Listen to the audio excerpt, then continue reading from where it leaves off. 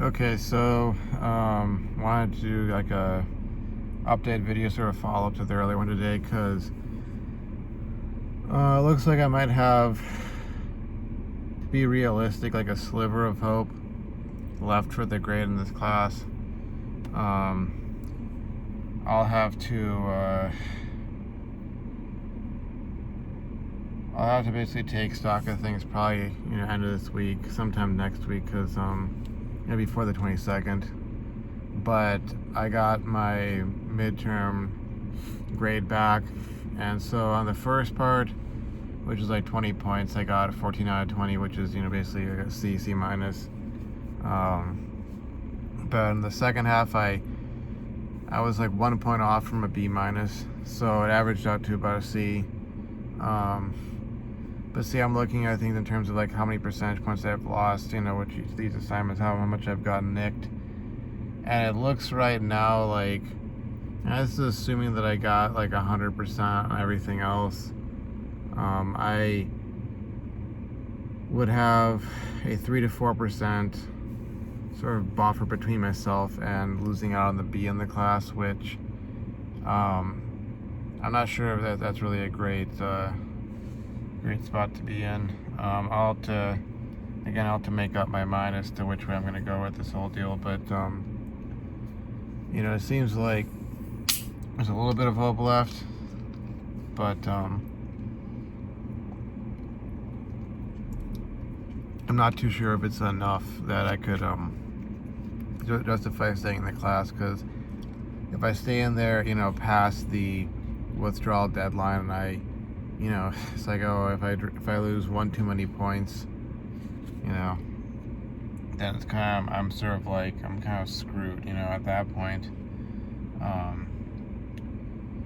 Because for one thing, from what I understand, they don't allow you to retake classes that you got like a C minus or higher in. So it's sort of like, it would be better. It's not ideal, but it would be better to take the W and then go retake the class, later on. Maybe after I've knocked out some other courses and gotten A's in those, gotten decent grades in those, and then go back and retake the class. And that time around, like, make sure that everything is tip top, and get a decent grade, preferably an A. So I'll need to talk with the professor. I'm probably gonna email him just about where things stand. At least hopefully once some of the other grades come out, because there's like one other assignment. There's that lab that I missed, and depending upon the sort of point distribution within that weighted category, that one may be, maybe like too many points lost already, that sort of deal. So I'll have to make my decision, and it sucks, but it kind of is what it is at this point. I'm trying to make the most out of this year right now, and if right now I had to withdraw, get that W, but if I can bounce back over the summer and this fall with a couple classes at least, get some A's, that sort of deal, then I can look at this as sort of a one-off. And I'm assuming that they'll probably offer this class the next spring, and I could take it then. I'll have a far better understanding of what to expect. But I also have the concern that as time goes on, I don't know how things are going to shift, but as time goes on, the universities, even these state universities may start like raising their standards significantly. This school, it's like a 2.5 in your last 60 units to get into grad school, be eligible for that. And then of course there's additional requirements like these specific courses that I have to take for the BME master's program. But other schools that offer the same, similar program, some of them have higher requirements. Like, you gotta have to have a higher GPA, that sort of deal. And I'm concerned about them deciding to raise that and then sort of make it, that much more difficult, if not impossible, for me to raise my GPA enough to get into grad school. And it's one of the reasons why, a situation like this is, really something of concern to me. It's like, okay, well, if I mess up this class or I gotta retake it, like by the time I get to retaking it, like, is it gonna be like, next to impossible for me to raise my grades up enough? Technically speaking, like, I suppose I could find ways. Like, I could go retake some extra classes. Like, I could go back and even retake some of the calculus classes or so. And, assuming, like, I buckled down, I got A's in those, that could be enough. But, it's sort of like... the situation I don't want to be in, because it's already going to be difficult enough with the courses I have to take, including this one if I have to retake it. And assuming that I can get A's or A minuses in the rest, and then get an A or A minuses in the retake for this, I'd have high enough GPA, and I wouldn't have to worry about that, and I would have already completed all the transition courses, and then I think I would be conditionally admitted, but they would need me to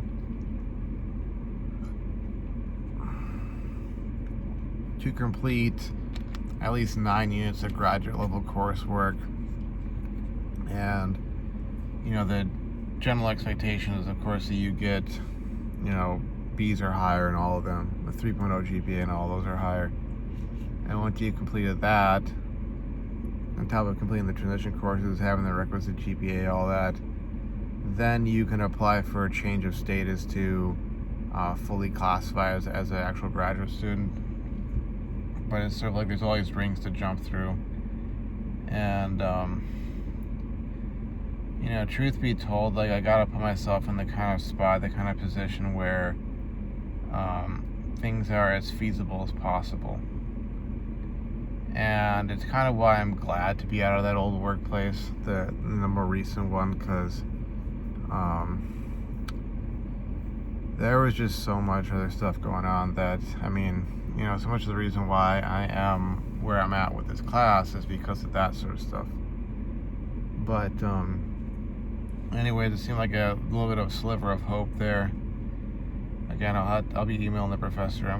For now, I'm looking to essentially do some of the data crunching. I know I said I was going to get started on it earlier, but I've opened up the file for it. I'm looking through it. I'm trying to get myself amped up, because I'm also looking at going like, okay, is this going to be a waste of my time?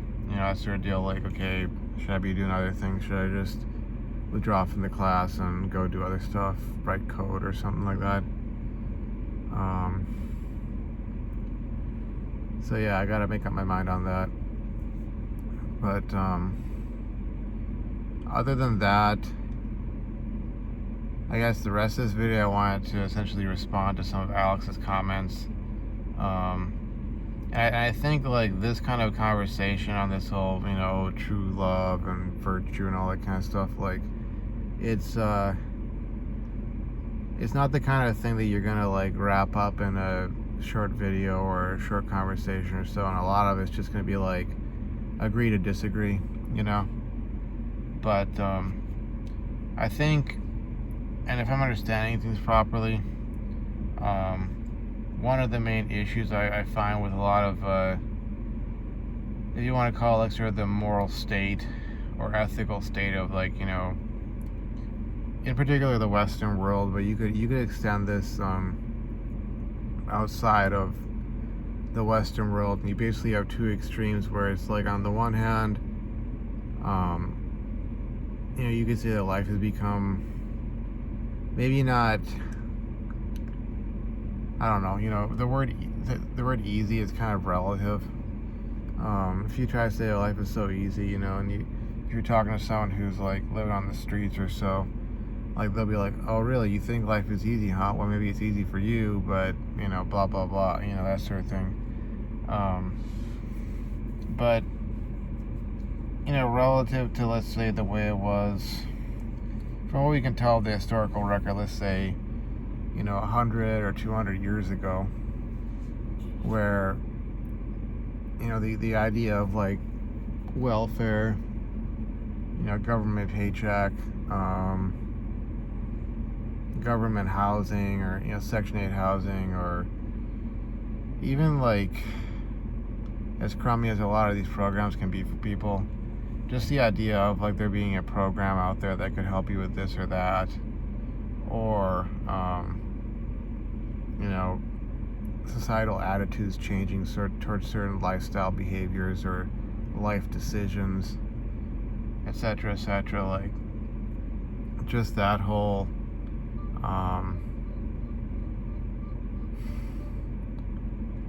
factor there, like, that stuff didn't exist.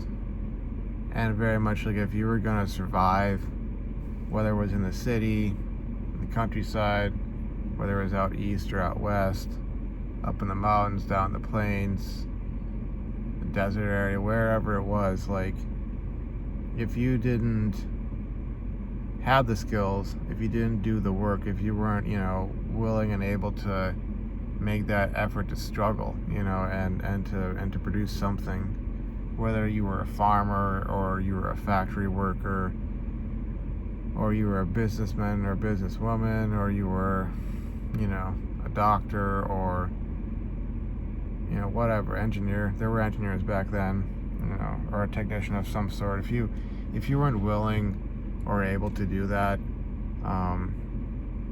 barring the charity of family and friends, or your local religious community or so, like, you were pretty much SOL.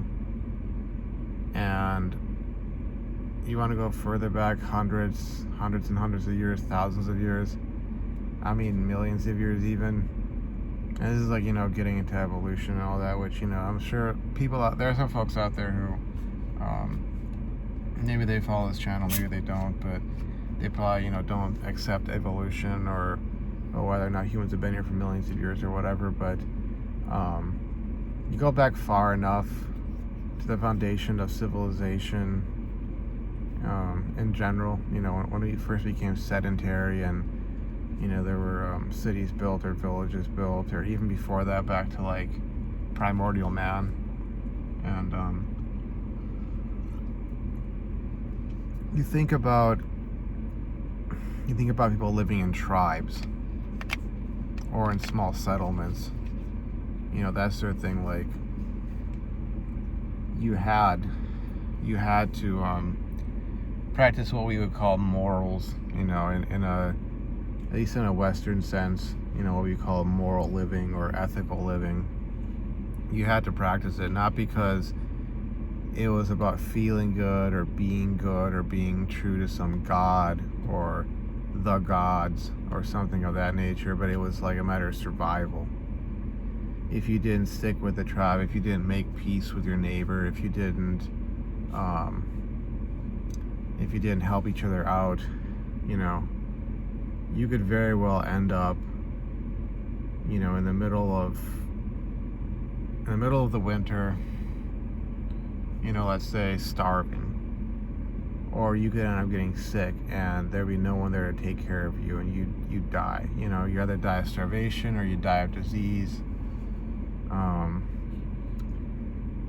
maybe you get picked off by, murdered by some member of some other tribe, or, the tribe's, war band would show up, or their soldiers would show up and kill you, and you wouldn't have anybody there to defend you because you'd decided to, I don't know, get with your neighbor's wife, or, get with his daughter and leave her, a single mother, or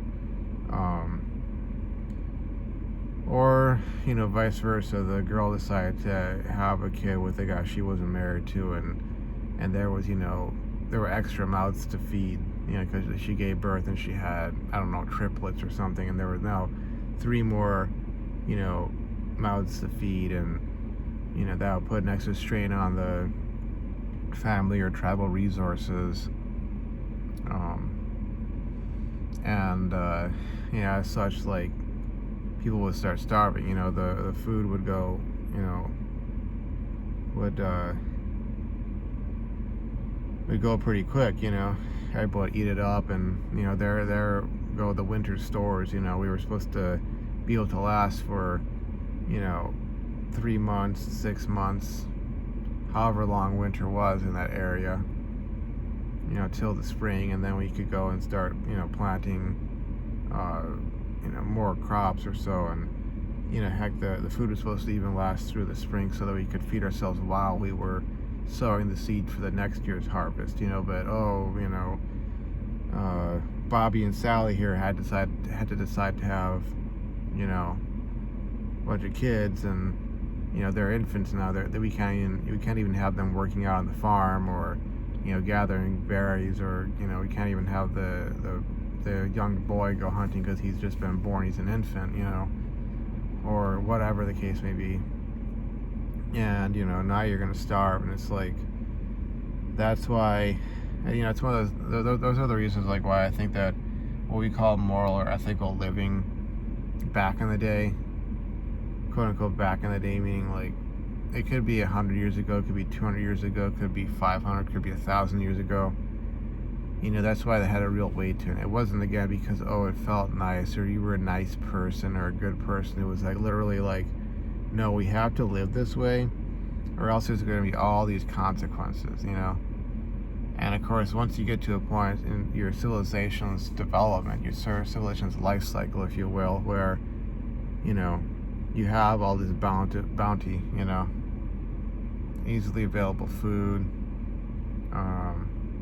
whatever the case may be, you have all this, like, nice stuff available to you, and such that basically, like, you don't have to worry about where your next meal is coming from. I think, like, it's almost like there's, like, this dysfunction arises from having that, having too much. And of course, you could also look at some of these very poor countries where a small fraction of the families or individuals have sort of cornered the market on all the resources and all the wealth and all of that, and look at how the majority live, and it's sort of like the other polar extreme of, like, of things being way too hard, and it breeds desperation, just like having way too much breeds degeneracy. And it's almost like it manifests differently, but it's sort of the same sort of deal of, like, okay, screwing somebody over, taking advantage of other people, that sort of thing. Even just the thought of love, or the concept of love, becomes, like, predominantly opportunistic, predominantly about how much you can get from the other person, and how much you can screw them over and get away with, and that sort of deal. And look, like, I don't like. I'm sorry if I'm looking over this. Like, there's some homeless woman wandering around. She's smoking on something, and whenever I see folks like that around, especially out here, it just kind of makes me a bit nervous. Because we do have a lot of crackheads and other druggies around here. But anyways, back to the point I was trying to make. But I don't like using the word intelligent or smart to describe people, like, or say that they're not aware. Like, I think, it might not be in the sort of the prefrontal cortex, like, you're consciously aware, but I think people are aware of what they're doing. And it's not really a matter of, they're not intelligent or smart enough. It's the fact that, and this is sort of like, when I talk about, like, I compare idealism versus opportunism, using terms from, like, the Rational Male and other, red pill works. I look at it and I go, like, okay, these people are aware. It's just that their sort of mental calculus is that they think that they can get away with it, that they don't have to, play into the fantasy of, like, true love or whatever. They can, they can do whatever they want to do, and no consequences are going to befall them, because I'll tell you, for one thing, like that that girl at work, or my not former workplace, like from what I can tell, they did let her go, and I was kind of indicated that they would. They had to take a different approach to it, but I'm sure, assuming that she was let go, she probably got a real shock to her system from that. It was a real, real wake-up call, a real kick in the pants, so to speak, because from what I knew of her, she was very much the kind of, we use the term spoiled brat or daddy's little princess. We use those types of terms, in an American culture, Western culture. You have variants of it. Whatever term you use in your specific, cultural subset. You get the idea. Very much that sort of like she never had to worry about money because daddy always had money and daddy's always there. And he, from what she told me, was a chemical engineer who then moved into management or more the business side. So he's probably pretty far up there and makes really good money. And she never had to deal with that kind of stuff. She never had to play nice, Because it's kind of like if you're in a situation or a scenario where it's like, okay, I have to get along with these people, because if I don't get along with them, or if I start something up, between people, or I cause problems, then I lose access to this paycheck, and if I lose access to this paycheck, all these other things start to happen. These like a domino effect. And with her, it seemed to me like she never had to really consider that, okay, I need to be nice, I need to not be flirting around and trying to date coworkers and creating love triangles and conflict in the workplace, because worst case scenario, something happens and one of these guys goes to HR, or somebody else goes to HR, or maybe you have some guy there who he got hired, then he got his girlfriend hired, and now you're flirting with the guy, and the girlfriend sees that, and she goes reports it to HR. All these things can happen, even if the guy's totally rejecting you. She just, it starts creating problems. Why are you flirting with my guy, or why you trying to create a love triangle, or she never had to really, from the sounds of it, have to deal with that kind of stuff. If she stirred anything up in college, I'm sure nothing was going to happen, because daddy would make sure that nothing would happen. She could always try and portray herself as the victim and make it seem like the guy that she was toying with or whatever was really at fault. Or maybe she was dating some guy and she decided to dump him and he wasn't having it, and she could basically make it look like he was some psycho who was after her, and nothing had ever happened there, and she didn't know why he'd be like this or whatever, and she could probably do that kind of thing. But in this case, from the sounds of it, it was really like a real shock to the system. Assuming again that she actually did get let go, which from everything I can see, it looks like it. And because that place lost both my productivity and her productivity, even though I have to be honest, I didn't see her as being really a hard worker. She'd be showing up half an hour late, leaving an hour early, all the time.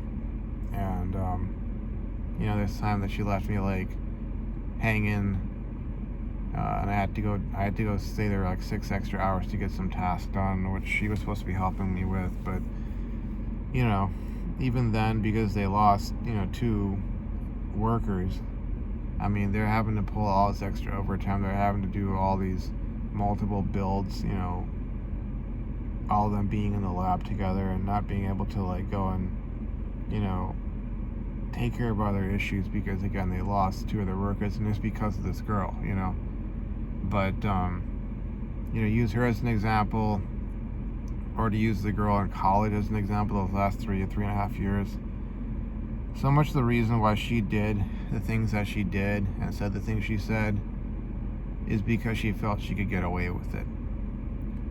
And she was aware that she could get away with it because of the area, you know, this that we lived in, or we all, you know, go to school in, and the school itself and the department, its culture, all that kind of stuff was like, you know, this perfect storm where she knew she could get away with things that if she tried to pull that off in Morocco, like, you know, it would not be a matter of just, you know, getting yelled at or something. Like, you know, she would have been severely punished. Like, it would have been like, you're bringing shame onto this family, you're creating all this trouble, you know, we paid for you to go to school so you'd have a better future, and this is how you repay us, this is what you decide to do with your time, blah blah blah, all that kind of stuff. And it would just been like, it would have been this huge kibosh brought down on her.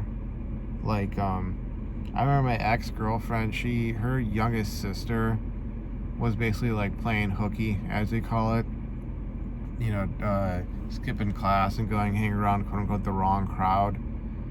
And she basically got caught red-handed this one time.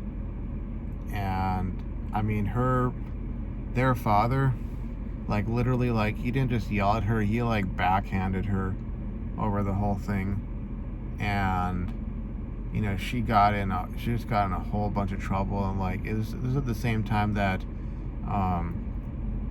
my ex-girlfriend's brother also got into a motorcycle accident. He didn't die, you know, he got some injuries and he was in the hospital, but it was like, you know, their dad just like lost it and was like, you know, what the F, you know, because he, being as hardworking as he was, and, you know, managing his money well, and, you know, providing all this nice stuff, like, you know, multiple houses and, you know, cars and clothes and money and this and that, you know, he was kind of like, I provided you with this great life and this is how you repay me, you know, that sort of deal.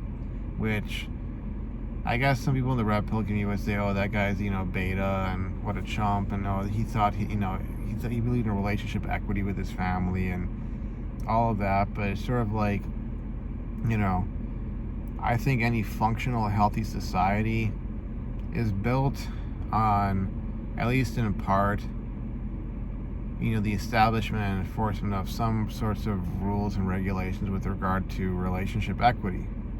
I mean, whether it's a business relationship or it's a interpersonal relationship or a romantic relationship, a familial relationship, you know, if you have a society that lets people essentially get away with screwing people over left and right, and there are no consequences whatsoever, I mean, everything's going to fall apart eventually.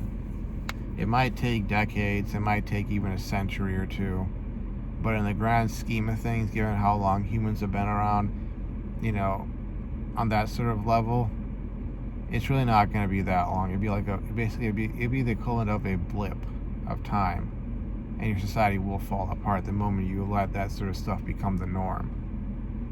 But yeah, ultimately, like, I don't think it's about them being aware or intelligent or smart.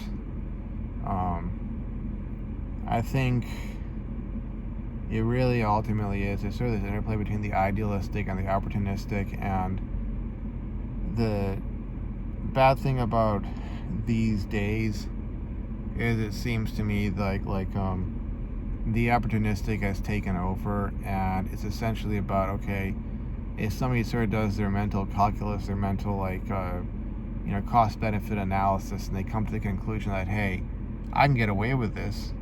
What's the worst they can do to me? You know, that sort of thing. Like, you know, if they try to fire me, then I'll say blah blah blah. If they, you know, or if they fire me, they gotta give me severance, or, you know, even if it's like an at-will sort of place, or you know, worst case scenario, you know, we get divorced tonight, you know, I'll take him to the cleaners, and I'll claim that he is abusive, and I'll make up all these sob stories about him being a raging alcoholic, even though he's never touched alcohol in his entire life, and claim that he beat me and beat the kids, and, you know, that he molested our, you know, daughter or something like that. You know, like, you know, they'll do that kind of thinking. They'll go through that kind of thinking. They'll do that kind of planning of, okay, like, you know, how do I have to go about things to get away with this?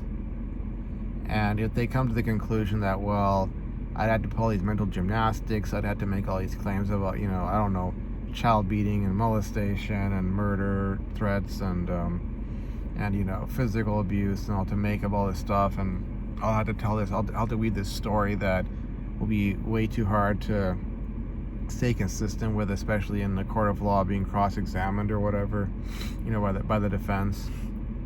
Having to provide all this evidence and whatnot. Like, if they determine that it's gonna be way too much effort, then they'll be like, okay, well, fine. I guess I won't,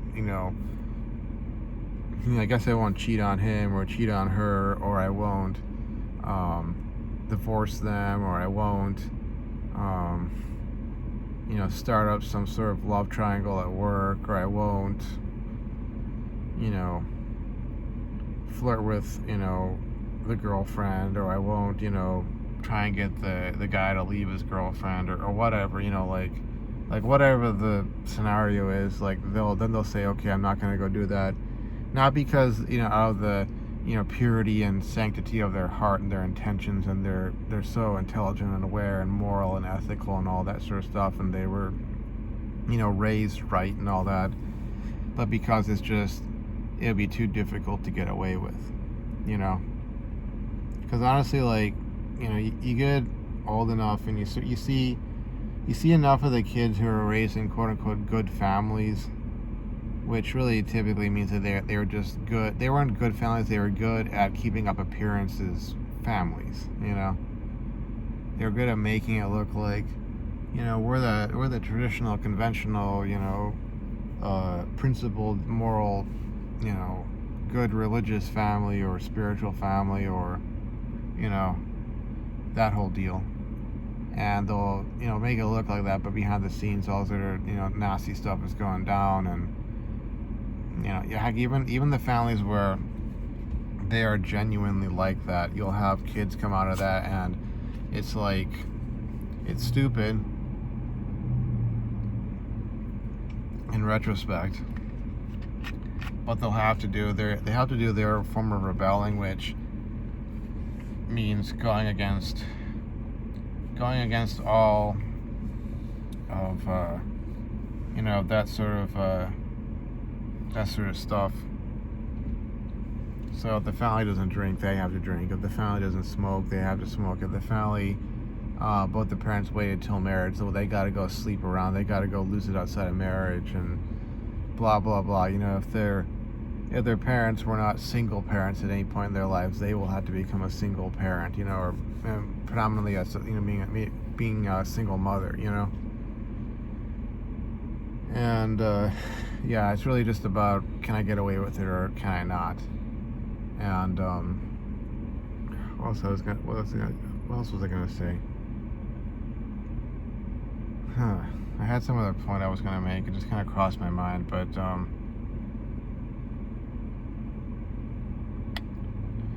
I'll probably think of it again when I take a look at Alex's comments. I think he left a couple more, but I think the point I wanted to make, and this is, you want to talk about the whole single parent dilemma, or whether or not parents are raising their kids properly or so, like, it seems like we've gotten to a point, and I say seems, I gotta be careful with my wording, but it seems, or at least I perceive, that we've gotten to a point as a society where we essentially incentivize the kinds of behaviors that not too long ago would be considered like, not just like shameful or disgusting or wrong, but that we sort of understood as a society were dysfunctional behaviors. The kinds that if they were allowed to basically run rampant throughout any society or civilization, they would essentially build up their effect to the extent that inevitably, like, whether it was like whether it's decades or a century or two or even longer, it will destroy that society from within. It's not going to be some external enemy invading. It's not going to be the barbarians coming over the hills. or, you know, some other group, you know. It's going to be the internal forces that have built up over, you know, over time that, you know, essentially encourage and manifest an amplified dysfunction in your society. And, you know, that stuff can manifest on an individual level where it's like, okay, making it very hard for young people to, you know, get together and form families. It could be making it very difficult for people to rise out of poverty. You know, it could be any of a whole ton of things that, you know, manifest in that form. But whatever is actually going on, I'm not gonna say, I'm not gonna give my opinion on that right now. But yeah, and I think that'll be it for this video. I think I've gone on long enough. And besides, I feel like the other comment that I saw Alex make, if I want to make a video in response to that, I'd probably just do, you know, its own video, because it's like another whole nother topic. So anyways, that's it for me now. I've gone on long enough, and I'll talk to you folks later on, you know, next video. So see you around. Thanks for watching, and bye bye.